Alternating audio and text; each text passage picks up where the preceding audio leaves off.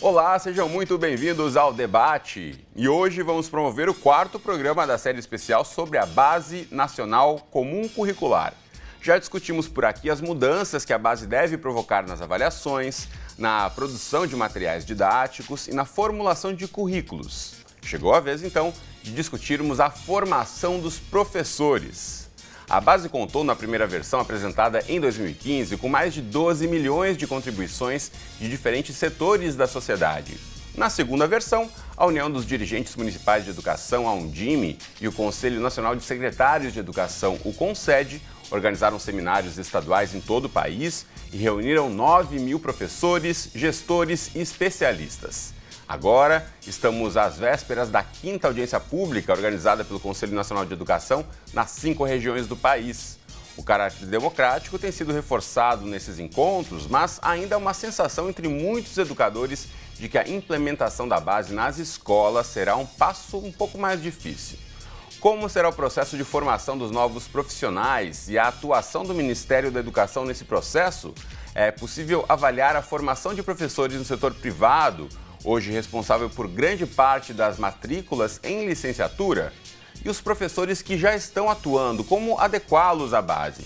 Bom, essas serão algumas das perguntas que faremos ao longo do programa e contamos aqui com a presença no estúdio de Maria Inês Fini. Ela é presidente do Instituto Nacional de Estudos e Pesquisas Educacionais Anísio Teixeira, o INEP. E também conosco está aqui a Lucília Augusta Lino. Ela é professora da Faculdade de Educação da UERJ e presidente da Associação Nacional pela Formação dos Profissionais da Educação, a ANFOP. Bom, obrigado às duas pela presença, é um prazer tê-las aqui nesse nosso 4º debate especial desse assunto aí que preocupa boa parte, né, das pessoas que acompanham as discussões sobre educação e preocupa, é óbvio, os familiares e quem tem criança na escola sempre quer saber qual é a formação do professor que está lá no dia a dia dentro da sala de aula. Então, nesse sentido, começo perguntando a você, Maria Inês, como essas audiências públicas que já aconteceram, né, em algumas regiões, a gente está aí às vésperas da última em Brasília, como é que a formação dos professores tem sido discutida nas audiências? Olha, eu acompanho, Cristiano, todas as audiências públicas, até porque sou parte do comitê gestor da base dessa 3ª versão. Eu acho que esse tema está apenas subliminarmente presente nas audiências públicas.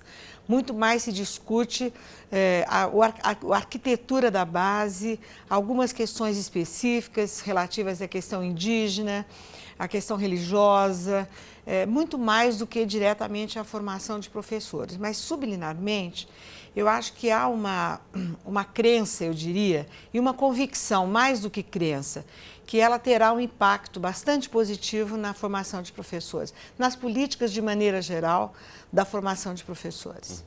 Lucília, você compartilha dessa visão? Como é que você vê essa discussão sendo levada ao longo dos últimos meses, das últimas semanas, nas audiências públicas? Pois é, nós da ANFOP e das demais entidades do campo da educação, nós vemos com muita preocupação a implementação da base e os impactos. Diferente da professora, eu tenho temor forte de que esses impactos não serão positivos na formação de professores. Muito pelo contrário, serão negativos. Isso por quê? Nós tivemos recentemente, em 2015, uma resolução do Conselho Nacional de Educação que implementa as diretrizes curriculares nacionais para os cursos de formação de professores. E as universidades em todo o país estão se adequando a essas reformulações, a essas diretrizes. E a base, a BNCC, na realidade, ela vem numa linha totalmente diferente do que essa resolução compõe. Nós acreditamos que o professor ele tem que ter, nós da ANFOP e dos movimentos, e isso está presente nas diretrizes de 2015, nós defendemos uma base nacional comum. Uma base comum nacional de formação de professores que começa com a sólida formação teórica, a relação teoria-prática, o compromisso social-político do educador, a pesquisa, um componente curricular, que os cursos de formação de professores, principalmente das universidades públicas, eles têm se preocupado em contemplar. Então, muito das queixas, o que a gente coloca em relação a isso apareceu, as entidades se manifestaram nas audiências que já aconteceram em Manaus, Recife, Florianópolis e agora sexta-feira em São Paulo, essa preocupação você falou até que a apresentação da base foi uma discussão democrática. Nós temos algumas questões diferenciadas sobre isso, na medida em que as vozes, quando eu falo nós, aí são as entidades científicas, não só a ANFOP, mas ANPED, ANPAI, Fórum DIR, SEDES, a ABDC, a Associação Brasileira de Currículo. Nos manifestamos na primeira e na segunda versão, e a terceira versão, na realidade, não incorporou as críticas que as universidades, as entidades, os professores organizados colocaram. A gente tem questões sobre isso. Então, a democracia não é só ouvir, é também ouvir de que forma, né? As universidades brasileiras não têm uma contribuição a dar sobre essa questão da base curricular. Pela terceira versão, parece que não, já que as nossas críticas não foram contempladas. Nesse sentido, a gente tem acompanhado aí os dados divulgados oficialmente, são mais de 12 milhões de contribuições desde a primeira versão, 9 mil educadores, gestores e especialistas ouvidos para a composição, né, das diferentes versões da base. Isso poderia ter sido feito de outra forma, Maria Inês, como a organização das sugestões, né, da população dos diferentes setores que acompanham a base? Eu acho que foi democraticamente discutida, acho que as proposições foram contempladas e eu acredito que nós precisamos diferenciar um pouquinho diretriz de formação de professor e a Base Nacional Curricular Comum. O que a base está dizendo, ela está organizando todos os direitos de aprendizagem dos alunos. O impacto que ela tem na formação de professores é que, seja qual for a arquitetura de diretrizes, de regulatórios que esta formação tenha e as modificações que vão decorrer a partir da base, elas precisarão considerar os direitos dos alunos para organizar, estruturar, modernizar e garantir esses direitos de aprendizagem. Então, eu acho que uma coisa não se confunde com a outra. O que a Base Curricular Nacional Comum faz é identificar os direitos de aprendizagem das nossas crianças e jovens, não é?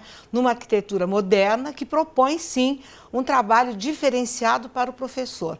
Mas não se entra em direitos, em regulações, em estruturação de curso de maneira alguma. Eu acho que são duas coisas completamente diferentes, embora intimamente vinculadas.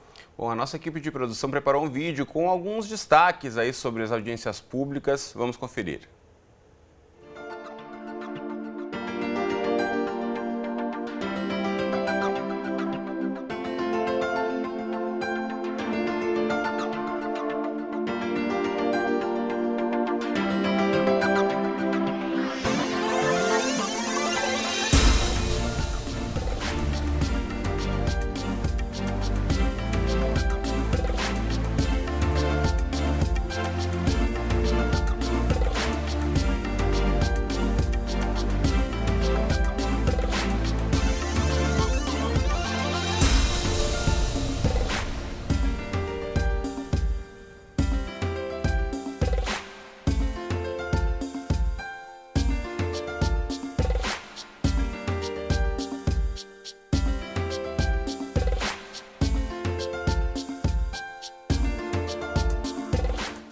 Bom, para falar um pouquinho sobre a audiência pública realizada no dia 25 de agosto em São Paulo, para contemplar as instituições e educadores que atuam na região sudeste, a gente convida agora para o debate o Antônio Góes, que é consultor de educação do Futura e presidente da Associação de Jornalistas de Educação, AGEDUCA. Góes, bem-vindo mais uma vez ao debate. Já começo perguntando a você como é que você avalia o envolvimento dos professores na formulação da Base Nacional Comum Curricular e dentro do tema que a gente está discutindo aqui especialmente, que é a questão da formação desses educadores. Sempre me pareceu, desde quando a gente começou a discutir a base é um processo complexo. Aliás, ela atravessa vários ministros de educação, secretários de educação básica, tem um impeachment, uma troca do governo e a base ela atravessa todo esse processo. Obviamente não dava para ela atravessar esse processo sem traumas, sem divergências. Então, assim, a gente, de certa maneira, esses debates que a gente está vendo aqui, o debate, as divergências entre a professora Maria Inês e a professora Lucília, são também frutos todo desse contexto político aí.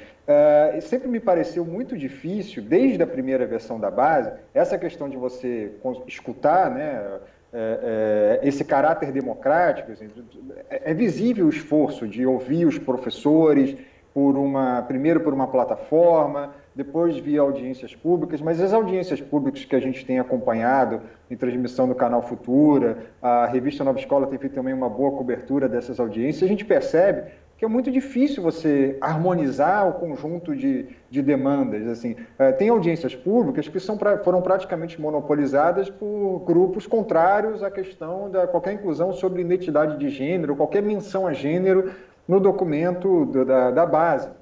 São questões que se contradizem com muitos outros setores da educação que defendem a inclusão e que criticaram a exclusão em parte do documento. Então, eu sempre achei que esse debate sobre a Base Nacional Curricular Comum ia chegar, eu achei, mas a gente conversava com muitos especialistas do setor também, e ficava claro que em algum momento, a gente ia chegar a um momento que o MEC, o CNE, ele ia ter que fazer essas escolhas, e não haveria como, essas escolhas não seriam consensuais num debate tão complexo como a Base, essas escolhas não seriam consensuais. A gente viu aí, desde em cada tópico, história, por exemplo, que foi a polêmica da primeira versão da base, cada tópico que a gente começava a discutir trazia bastante divergência de interpretações. Então, realmente, eu sempre achei que não haveria como todos os grupos estarem satisfeitos. Agora, o mais importante no encaminhamento desse processo, na minha opinião agora, é você se perguntar como que esse documento, quando ele tiver a sua versão final, como é que ele vai chegar em sala de aula. E daí é porque é tão importante ter esse tópico, que é esse último que a gente está discutindo nessa série do futuro, que é a questão da formação de professor, porque a qualidade do documento, e aí eu até coloco essa pergunta para os especialistas, que são a professora Maria Inês e a professora Lucília, mas assim, a qualidade, a gente pode e deve, não estou dizendo que é menor a discussão sobre nomenclatura, termos, mas como isso vai chegar depois da sala de aula, e aí como isso vai chegar na sala de aula envolve a formação de professores, essa etapa parece ser mais essencial para o sucesso da base do que efetivamente a discussão sobre os termos. Mas essa é uma questão que sem menosprezar, obviamente, essa questão da discussão dos termos, mas é uma pergunta que eu, como jornalista, faço aí aos especialistas que estão no estúdio. Professora Lucília, quer começar respondendo? Posso começar respondendo. Nossa preocupação, nossa grande preocupação primeiro, a formação atual, ela não vai... Há um princípio que é a autonomia das universidades. Nós vemos com muita preocupação a imposição, por exemplo, o Antônio Góes, quando ele faz a pergunta, ele fala a aprovação da base e depois a sua implementação. Nós achamos que essa correlação de forças, da aprovação dela, já está, por exemplo, essas escolhas que ele próprio colocou, a retirada das questões de gênero, de identidade de gênero. O MEC tem feito escolhas. Qual é a escolha preferencial do interlocutor? Não é ouvir as entidades que representam professores, inclusive que representam professores que já estão empregados, os sindicatos de professores. A gente tem a CNTE, que é a Confederação Nacional dos Trabalhadores de Educação, que representa os professores da rede pública. Ao contrário de que a formação é feita, né, uma grande parcela nas instituições privadas, a educação básica é ofertada nas instituições públicas. Uma questão também que nos preocupa muito é a questão da diversidade do país. Nós temos um país muito diverso, as escolas, as redes, os municípios, os estados tem uma diversidade grande e a base ela é homogeneizadora. Eu acho que nós defendemos o direito à aprendizagem das crianças, mas esse direito nós achamos que ele pode ser prejudicado também pela imposição a um professor de um currículo, de uma base curricular que ele não discutiu.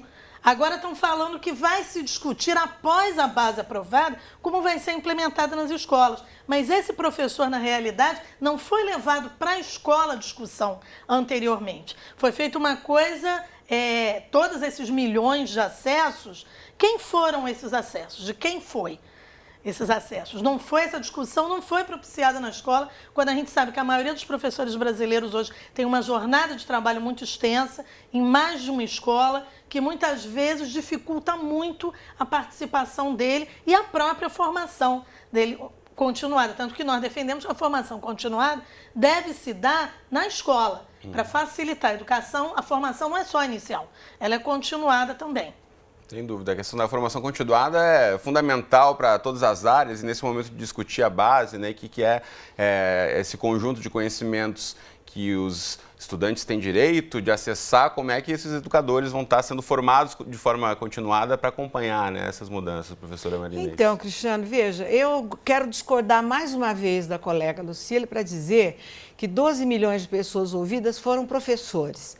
A Universidade Nacional de Brasília consolidou todos esses registros, eles estão à disposição do público, foram contribuições muito substantivas a partir da primeira versão e elas foram se aprimorando. Em segundo lugar, eu gostaria de afirmar que quem vai fazer a normatização proposta para a homologação do ministro agora é o Conselho Nacional de Educação. Então, respondendo ao Góes, eu também acho, viu, Góes, que é uma tarefa difícil, não é, para você ponderar todas as contribuições dessas audiências públicas. Agora, não acho que a padronização, muito pelo contrário, eu acho que é a identificação dos direitos mínimos de aprendizagem de cada cidadão brasileiro.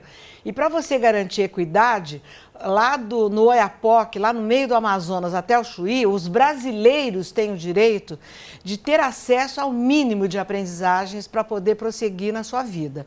Então, eu discordo desta padronização, eu acho que é pelo contrário, é a garantia mínima de direitos que as nossas crianças e jovens têm e que ela deve simbolizar a formação mínima dos nossos professores, que tem que ser reflexivos, que tem que aprender a fazer a gestão da aprendizagem na sala de aula, que tem que entender de política educacional, que tem que ter uma formação ótima como profissionais, completa, mas que tem que minimamente dominar os conhecimentos que os alunos têm o direito de aprender. Então, eu não desconsidero a relação muito maior da formação de professores, da atenção para a carreira, para as condições de trabalho, mas eu acho que a base curricular, para mim, é um marco de muita qualidade na formação dos professores. Deixa eu voltar a chamar o Antônio Góes, jornalista e presidente do GEDUCA, o Grupo de Jornalistas de Educação.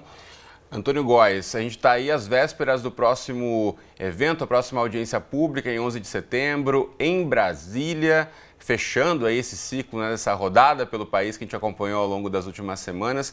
Você acredita que a gente vai ter alguma versão muito grande nessa última versão da base em relação à formação dos professores? A gente sabe que em cada região houve um destaque para algum tema. Você acha que pode ser a participação dos professores um espaço aí para discussão mais ampla nesse último evento? Sobre formação de professores, eu acredito que, enfim, aí acho que até a professora Marina explicou bem, né, que não é a base, ela não é um documento que diretamente orienta a formação de professores. Assim, tem um processo aí, a base e aí até me parece que seja lógico, assim, a gente precisa saber o que a gente quer, quais são os conhecimentos, saberes, competências, habilidades, o que a gente espera que cada aluno aprenda. Então, é a partir do que a gente espera que o aluno aprenda, do que o aluno aprenda nesse conceito mais amplo, né?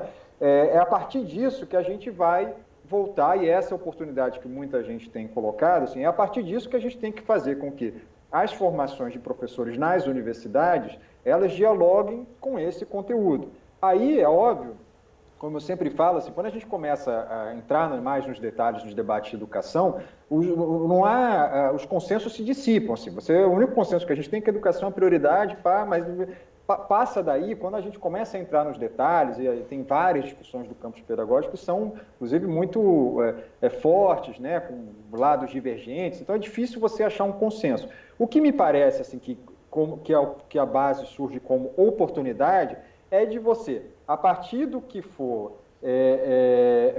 colocado ali como os direitos de aprendizagem de cada criança, né? Assim, respeitando, claro, há de se respeitar a sua regionalidade, os tempos de aprendizagem, mas me parece correto também dizer que o que a gente espera é que cada criança no país tenha direito de aprender para que não tenha desigualdade um aluno que se forma na região norte ou um aluno que se forma no sudeste. Então, a partir disso, é preciso voltar para uma discussão com a formação de professores para que concilie, sim, sem abrir mão da teoria, mas assim, como estamos formando os professores que vão na prática, em sala de aula, colocar em prática aquilo que está sendo pensado na base.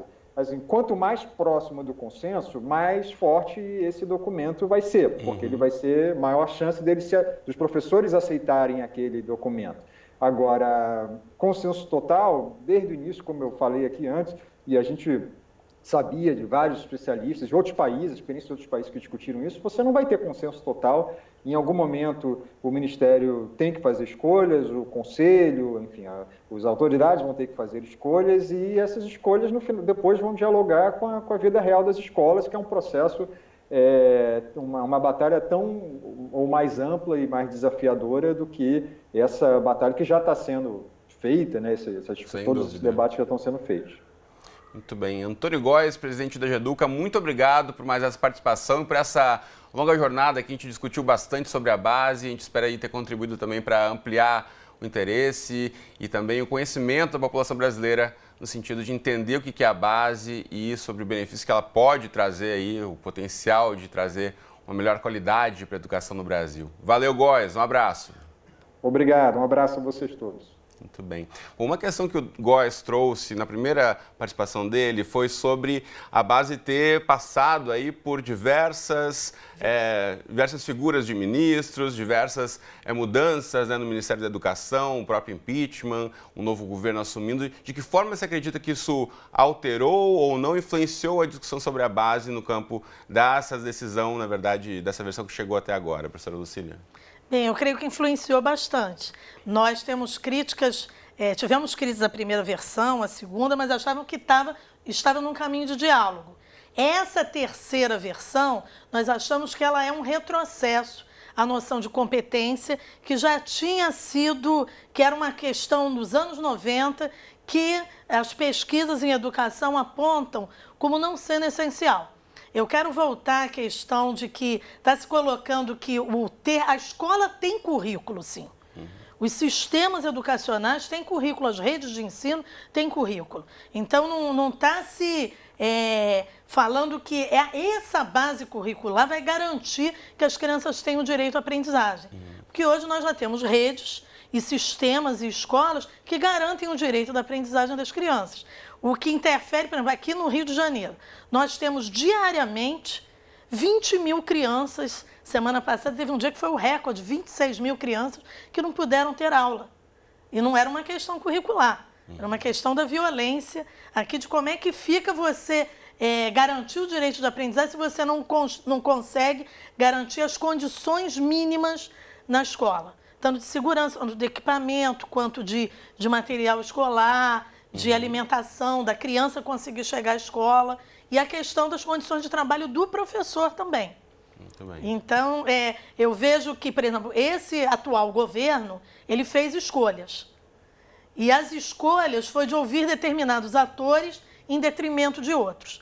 Nós temos consciência de que as universidades não estão sendo ouvidas. Bom, a gente tem mais uma participação por Skype, daqui a pouquinho, mas antes eu quero ouvir a professora Marinês nesse sentido.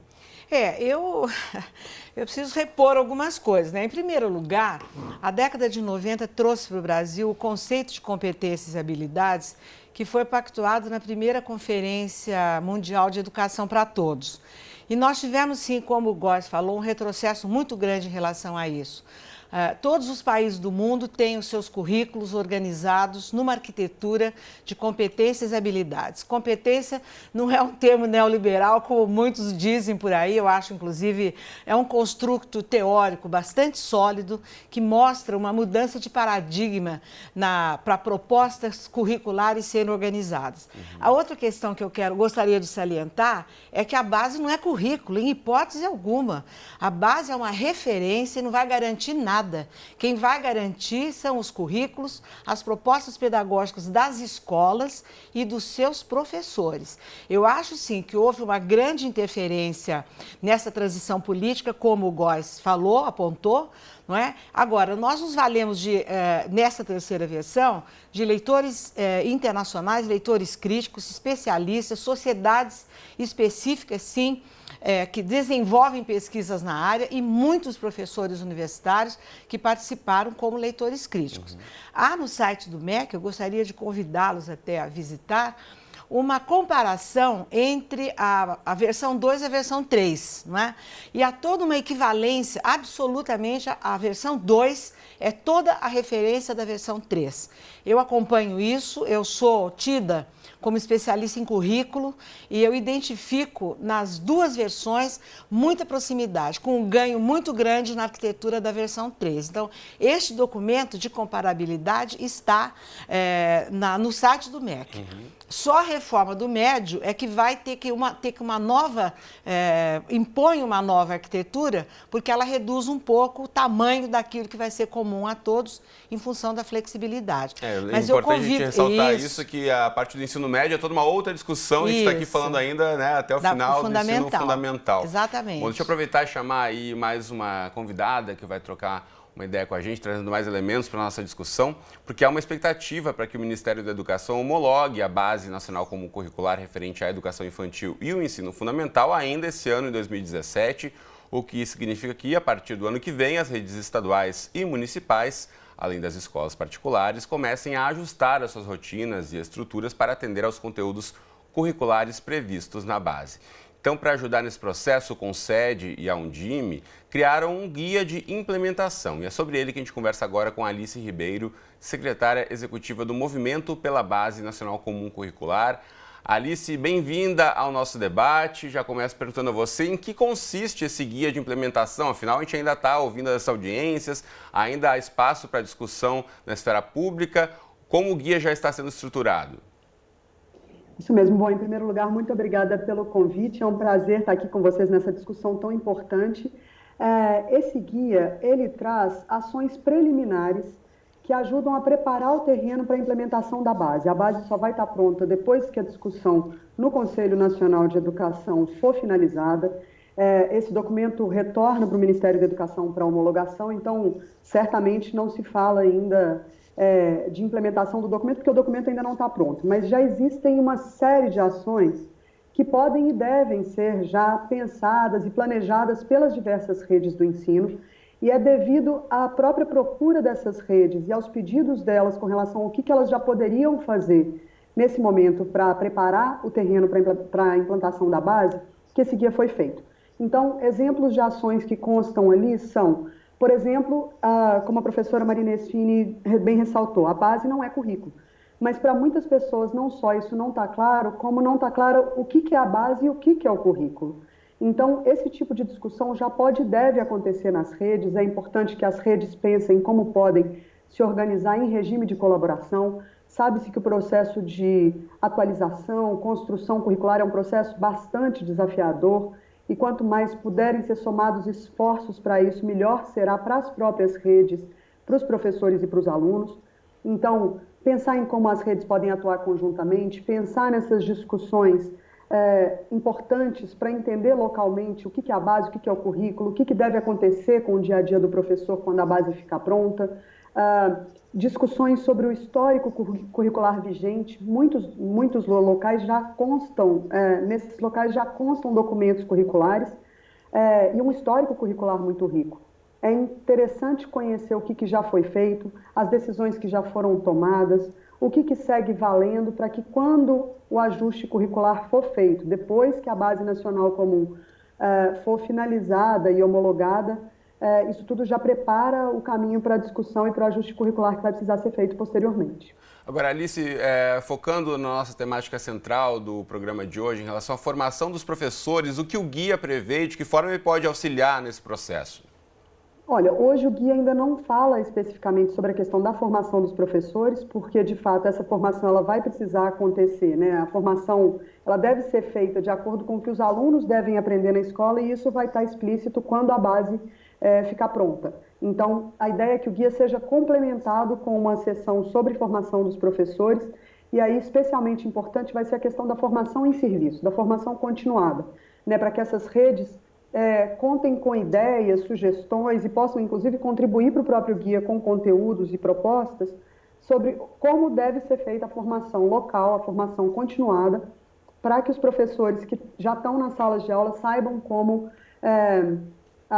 pensar na base, trazê-la para o seu dia a dia, aterrissá-la nos currículos, nos projetos pedagógicos, escolher as metodologias, porque a base só mostra onde os alunos devem chegar, né? Uma parte de onde os alunos devem chegar, e não como. Então é importante que os professores saibam como fazer isso, isso vai ser complementado quando a base ficar pronta. Muito bem, então Alice Ribeiro, secretária executiva do Movimento pela Base, muito obrigado por ter participado do debate de hoje. Nós que agradecemos. Bom, e antes de encerrar o bloco, eu deixo para você uma dica. Se você tem interesse em saber mais sobre esse guia de implementação da Base Nacional, acesse o site que vai aparecer aí na sua tela, implementaçãobncc.com.br. Bom, eu continuo daqui a pouquinho com a professora Marinês, a Lucília aqui no estúdio, com mais debates sobre Base Nacional Comum Curricular e formação dos professores. A gente volta já. O debate está de volta para falar de educação. E uma deliberação recente do Conselho Estadual de Educação de São Paulo, que estabelece diretrizes curriculares para a formação de profissionais docentes, impactou negativamente junto a cursos de pedagogia e licenciaturas atingidos pela medida no Estado. Os professores da Faculdade de Educação da USP, por exemplo, criticam o documento por fixar balizas rígidas para a organização do percurso curricular, incluindo conhecimentos que devem ser abordados com respectiva carga horária. Bom, os profissionais responsáveis pela formação de novos professores questionam a falta de diálogo e o desrespeito à autonomia das instituições de ensino superior na definição de seus percursos formativos. O que parece estar por trás dessa decisão é a necessidade de incluir a Base Nacional Comum Curricular na grade horária das licenciaturas e nos cursos de pedagogia. Então, para falar um pouquinho mais sobre esses desdobramentos, a gente conta com a presença aqui no estúdio, no programa de hoje, de Maria Inês Fini, que é presidente do Instituto Nacional de Estudos e Pesquisas Educacionais Anísio Teixeira, o INEP. E também conosco, aqui no estúdio, está a Lucília Augusto Lino, que é professora da Faculdade de Educação da UERJ e presidente da Associação Nacional pela Formação dos Profissionais da Educação, a ANFOP. Bom, as duas continuam comigo aqui, mas eu já quero puxar, né, essa discussão que aconteceu em São Paulo, mas também pedir para a professora Marinês falar um pouquinho sobre os estudos que o INEP traz em relação à formação dos professores atualmente no Brasil. Pois é, veja, o INEP desde 10 anos atrás tem no censo do ensino superior os dados identificados da trajetória do professor, da sua formação, e consegue fazer, com os seus dados estatísticos ano a ano, uma análise da adequação da formação do professor. Não só uma porcentagem de jovens formados nos respectivos cursos, mas também daqueles que atuam na educação básica, a adequação da sua formação. E é gritante, né, a inadequação da formação em relação à tarefa que eles têm de ensinar. Por exemplo, isso se acentua muito nos profissionais que atuam de sexto a nono ano e também durante o ensino médio. Você tem aí o grupo de professores que tem uma formação inadequada, alguns não têm formação de ensino superior, outros têm apenas um bacharelado em áreas nem correlatas, um terceiro grupo numa área correlata, só o quarto grupo é que tem bacharelado na área do componente curricular e um quinto grupo que tem, de fato, a licenciatura correta. Então, eu acho que esses dados que estão todos à disposição no site do INEP, eles mostram a urgente necessidade de nós adequarmos a formação do professor exatamente para a atuação profissional que ele vai ter. Independente de existência de base curricular nacional, é fundamental que os professores aprendam e se licenciem exatamente naqueles campos onde ele vai atuar. Não é? Nós tivemos uma melhoria muito grande no desempenho dos alunos no primeiro segmento da educação básica, exatamente porque a formação do professor no curso de pedagogia é adequado para a atuação nesse segmento. A partir do 6º ano até o 9º e no ensino médio, você tem uma atuação, a maioria dos professores com a formação inadequada para a função. Então, eu acho que Bom, coincidência dados... ou não, é na fase da educação que há um maior abandono da escola também, Exato. Desinteresse muitas vezes dos alunos. É. Pode ser que haja aí alguma correlação, né? Nós sabemos que a qualidade das aprendizagens dos alunos depende muito da qualidade da formação e da atuação do professor. E o índice, Cristiano, de evasão no 9º ano do ensino fundamental tem sido muito maior nos últimos anos. Bom, a gente vai chamar agora mais uma convidada para trocar ideias com a gente, para falar sobre a Base Nacional de Formação de Professores, porque há um consenso entre especialistas em educação de que a formação dos educadores que temos hoje em muitas universidades não contempla os saberes e habilidades previstos na Base Nacional Comum Curricular. E que, por isso, é necessária uma revisão urgente dos currículos das licenciaturas e dos cursos de pedagogia. Bom, essa opinião é compartilhada por Guiomar Namo de Mello, que é doutora em Educação e diretora da Escola Brasileira de Professores, e que também faz parte do Movimento pela Base. Professora Guiomar, bem-vinda ao debate. Você tem participado das discussões que visam a formação de professores que vão utilizar a base para formular suas aulas. O que está sendo pensado para essa capacitação? Boa tarde. Veja só. A formação de professores no Brasil, ela padece de vários problemas.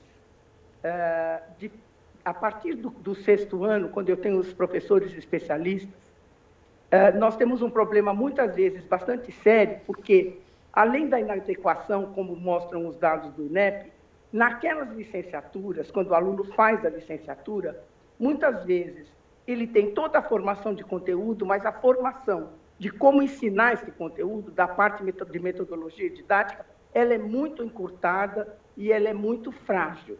Quer dizer, aqui na USP nós já vimos cursos que duram 4, 5 mil horas e que têm apenas 300 horas de formação pedagógica propriamente dita.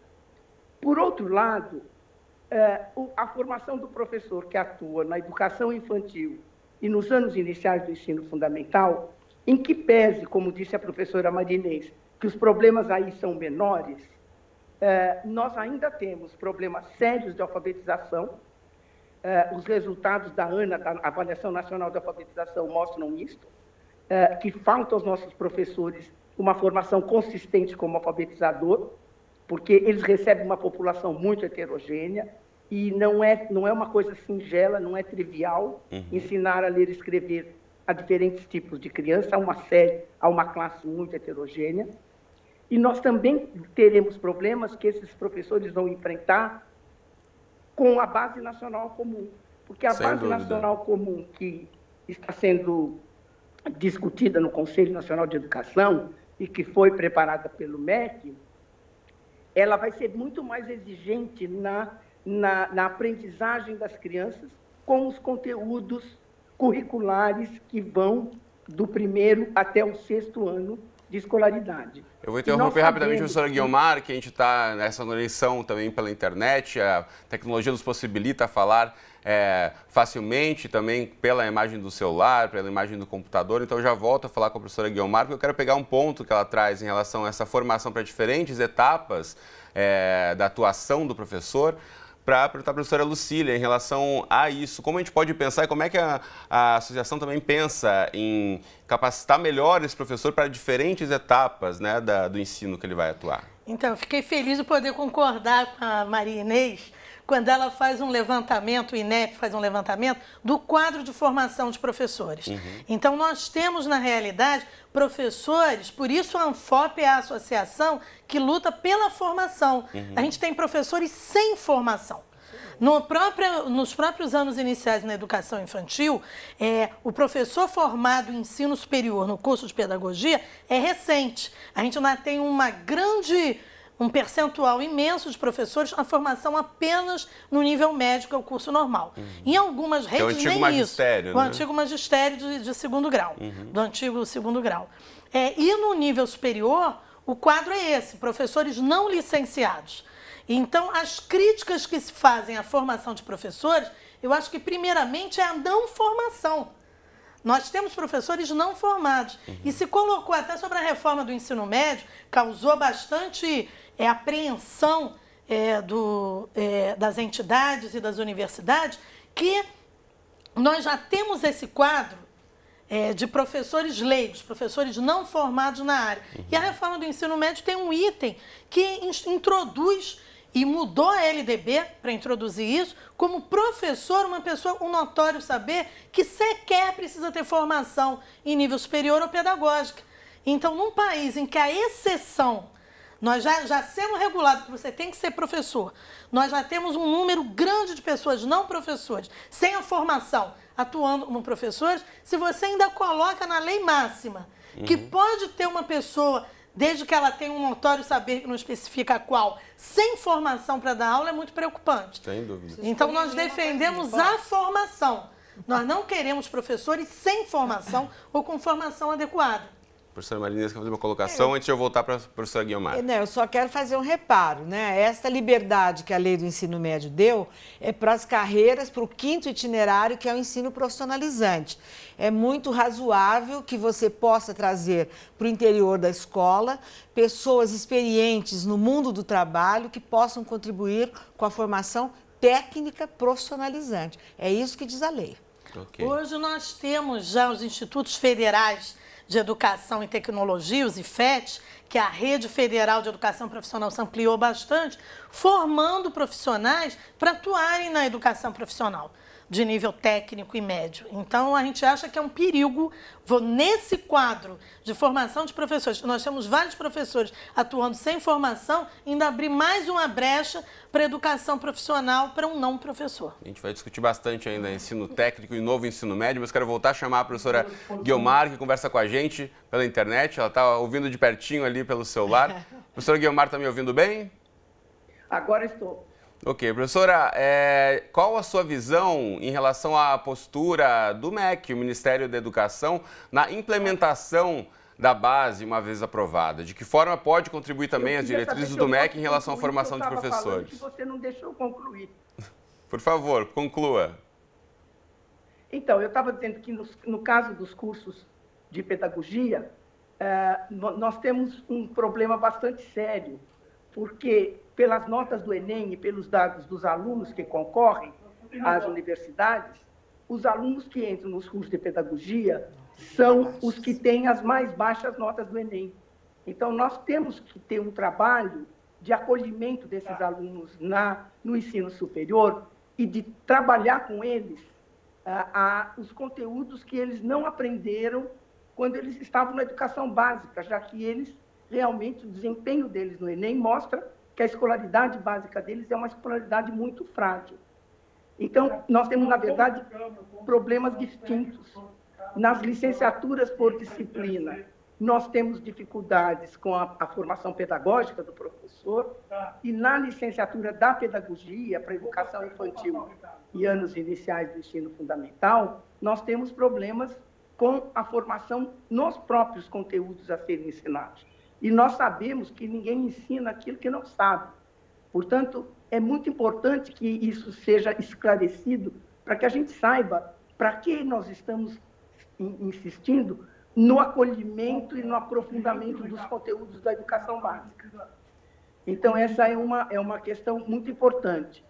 E nem adianta dizer que não se pode dar o conteúdo sem a metodologia, porque quando você vai dar aula para um aluno dos conteúdos da educação básica, você já pode dar com um exemplo da própria metodologia que você quer no futuro que ele adote como professor. Então, não tem um divórcio entre a formação de conteúdo e a formação pedagógica. Essa é uma questão. A outra questão diz respeito à Base Nacional Comum do ensino médio, que está do ensino fundamental, que está sendo discutida no Conselho. Eu acho que a posição do MEC é bastante clara sobre isso. Tá bom. A Base Nacional Comum já é do conhecimento de grande parte da comunidade educacional. Ela está sendo discutida em audiências públicas, debates, etc. O Ministério está aguardando que o Conselho Nacional possa transformar a Base Nacional Comum num marco regulatório que vai poder orientar os currículos dos estados e municípios. Muito bem. Professor Guiomar Namo de Mello, muito obrigado pela participação no debate de hoje. Da próxima vez. Até a próxima. Bom, quero trazer essa questão do MEC aqui para o estúdio também. A gente sabe que o MEC, né, vai receber essa última versão e, a partir daí, como é que a gente pode pensar no papel mesmo do Ministério, sabendo também da autonomia de secretarias para a criação, né? A gente já falou aqui em outras edições do programa sobre a formação dos currículos e pensando também na formação dos professores. Eu acho que você toca bem na questão federativa, você vai ter que ter essa divisão de tarefas, né, para cada ente federativo. Eu acho que cabe ao MEC um redirecionamento, por exemplo, da política do livro didático, para fazer uma adaptação, o apoio à implementação em várias políticas que já existem, inclusive, que estão sendo realinhadas, porque você via que havia um desalinhamento entre o apoio à política de formação de professores. A própria CAPES tem o programa o PIBID, o PARFOR, que deverão estar alinhados a um incentivo maior para o apoio à formação de professores.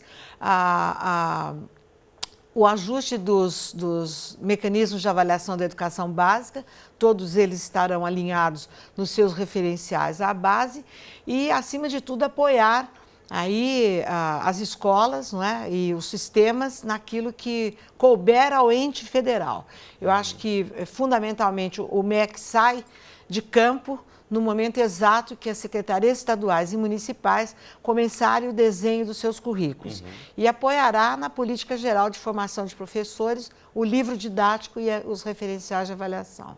Muito bem. Bom, a Base Nacional Comum Curricular tem um potencial aí muito grande de impactar as milhões de salas de aulas e de escolas públicas e também privadas brasileiras nos próximos anos. O processo tem sido longo, atravessando aí 5 gestões do Ministério da Educação desde o seu início, impulsionado pela aprovação do Plano Nacional de Educação, que coloca a BNCC, como é chamada, como estratégia em 3 de suas 20 metas. Vale a pena destacar aqui que a base é um documento de Estado, não de governo, e isso é garantido tanto pelas contribuições já realizadas em inúmeras consultas à população feitas nos últimos 2 anos, quanto pela sequência do debate agora sob comando do Conselho Nacional de Educação. Então, para falar um pouquinho mais sobre a implementação, a gente convida para essa discussão um representante de quem terá aí que lidar diariamente com a base, que é o Ney Melo. Ele é biólogo, pesquisador e professor adjunto do Colégio de Aplicação da UERJ, Universidade do Estado do Rio de Janeiro. Ney, bem-vindo ao debate, sempre um prazer conversar com você. Você acha que a base vai ajudar os professores na formulação das suas aulas e de seus planos pedagógicos e de que forma? Olá, Cristiano, tudo bem? Obrigado pelo convite, obrigado por estar aqui falando sobre esse assunto extremamente importante para a gente, nesse turbilhão de reformas que a gente está passando, né? Bom, a minha avaliação do texto da base é que ele coloca na vitrine um assunto que precisa ser discutido, que é a educação. Algumas reformas precisam sim ser feitas, mas eu entendo que o texto, na verdade, ele nos dá algumas diretrizes, algumas coisas importantes que a gente precisa seguir. Na prática, não é bem assim. Por exemplo, o texto ele fala muito para a gente sobre usar contextualização, falar sobre a realidade local, fala sobre inclusão, valorização, mas na prática nem sempre é o que a gente vê nos investimentos de educação. Então, é bom que a gente tenha esse assunto em pauta, é bom a gente ter um documento desse porte, mas na hora de preparar uma aula, até na hora de formar professores, eu acho que isso está muito mais dependendo da formação que o professor tem do que do texto da base hoje em dia. Ney, a gente está quase tendo que encerrar o nosso programa. A discussão podia seguir aqui por mais horas e horas, mas eu queria saber de você, como professor, como é que a discussão sobre a base tem chegado até os educadores? Isso é, de fato, um assunto que os professores estão interessados? Virou um assunto que vocês têm acompanhado, as discussões das audiências públicas, as diferentes versões do texto? Você acredita que, de uma forma geral, os professores que estão na ponta, na sala de aula, têm se interessado nessa discussão? Com certeza, é um tema que está o tempo inteiro nas principais mídias. No Colégio de Aplicação da UERJ, por exemplo, a gente está sempre conversando sobre isso, sempre pensando em como é que a gente pode adequar isso da melhor maneira possível a médio e longo prazo. Eu acho que é uma discussão que hoje está em pauta, principalmente por essa força que está ganhando nas mídias hoje em dia, né? Em jornais de grande circulação. Muito bacana. E a expectativa que vocês têm como educadores em relação a essa última versão e aprovação da base? A melhor possível. Eu acho que o texto está muito bom, A ideia é muito boa como documento e a gente espera que isso encontre investimentos, encontre espaço para a gente poder aplicar o que está ali no texto da base. O mais importante agora é a gente conseguir aplicar esse texto que foi feito na prática, no nosso dia a dia, dentro de sala de aula. Muito bem. Ney Melo, professor do CAP da UERJ, muito obrigado pela participação no debate de hoje. Até a próxima. Obrigado, é um prazer. Até a próxima. Bom, a gente está chegando aqui na reta final, queria as conclusões finais de vocês, afinal de contas a gente falou bastante aqui dessa sensação, né, de fim da linha também na discussão, a gente está às vésperas da última audiência pública, em breve aí a expectativa de aprovação do texto final até o fim desse ano de 2017. Então, professora, o que você acha que vai acontecer a partir de agora? Essa discussão a gente pode ter alguma mudança muito grande? Como é que os professores têm percebido essa discussão? Eu não acredito que vai ter uma mudança no documento, pelo que a gente está vendo, apesar das críticas, essas críticas não estão sendo incorporadas, eu acho que vai haver um grande movimento de resistência dos professores na aplicação da base. E diferente do que se falou aqui, que ela seria apenas um referencial, não. Ela está no texto, ela é normativa. Ela é para ser cumprida. Agora, claro que a gente sabe que o professor pode resistir a isso se ele não se sentir contemplado. E eu quero finalizar dizendo que a gente tem um documento fundamental, que é o Plano Nacional de Educação, né, que foi aprovado em 2014 e que ele tem sido e que ele tem metas sobre a formação de professores que contrapõem, na realidade, ao que a BNCC está fazendo. A questão da BNCC não é que nós somos contra uma base nacional curricular, é que tipo de base.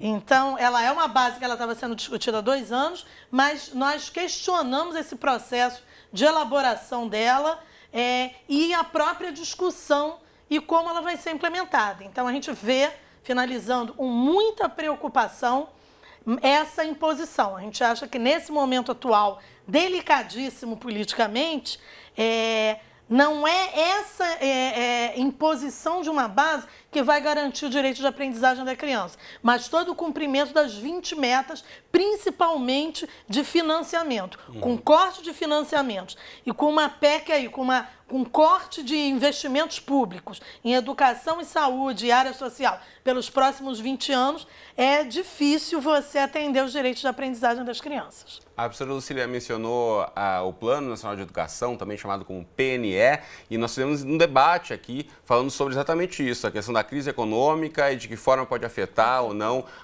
o cumprimento, né, das 20 metas do Plano Nacional de Educação. Você pode conferir no Futura Play nosso debate para entender um pouco mais sobre esse assunto.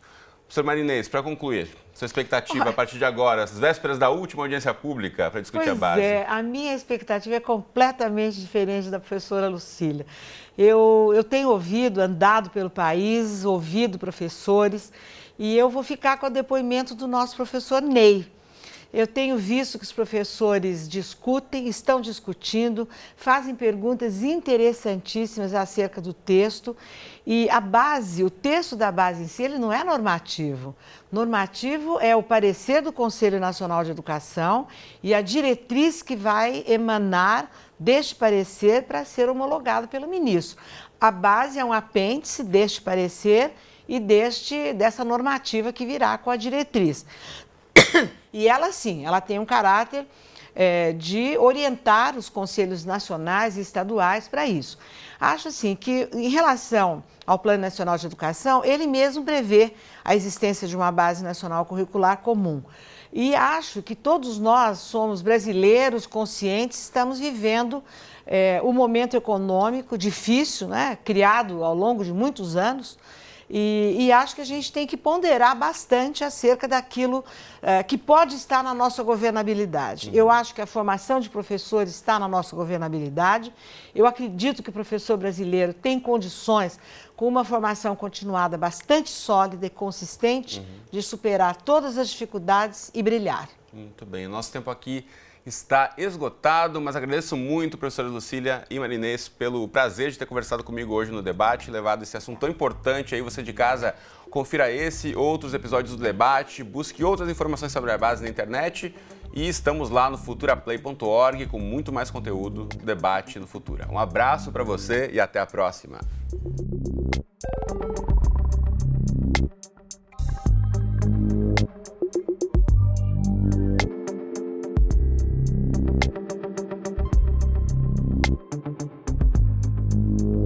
Obrigado.